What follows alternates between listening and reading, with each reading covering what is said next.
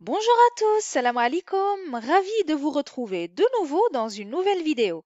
Aujourd'hui, j'ai décidé avec mon équipe de vous apprendre tout ce qui concerne le calendrier.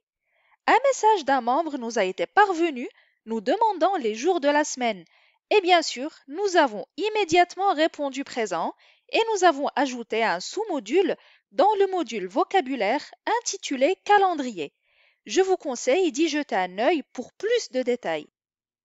Et donc, dans ce cours, je vous ai préparé deux petits dialogues, un par situation, qui ont également été demandés par un autre membre.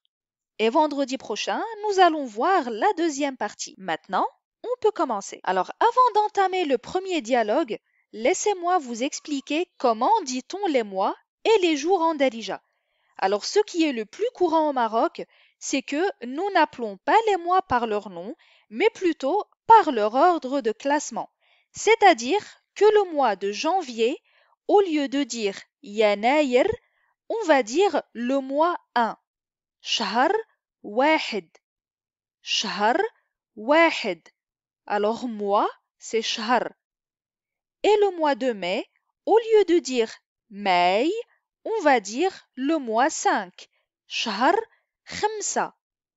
Shahr khamsa, etc.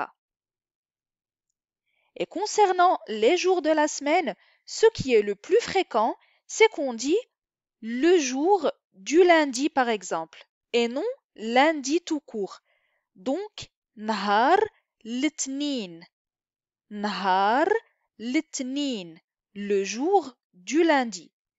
Et pour dire par exemple je viendrai mercredi, on va dire غادي نجي نهار الأربع. غادي نجي نهار الأربع. نهار c'est jour. L'Arba' c'est mercredi. Donc, on met très souvent nahar derrière.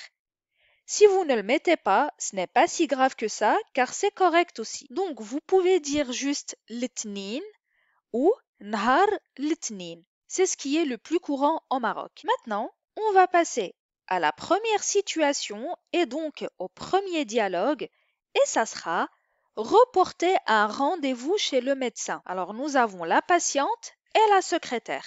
Et on commence tout de suite.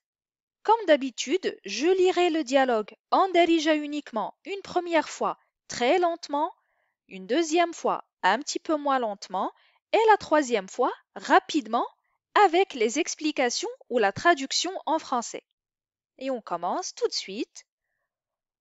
Salam wa alaykum salam. عافاك ألالا عندي موعد عند دكتورة في 20 شهر 5 مع 4 وبغيت نأجلو. واخا ألالا شنو سميتك؟ مدام دوبوا.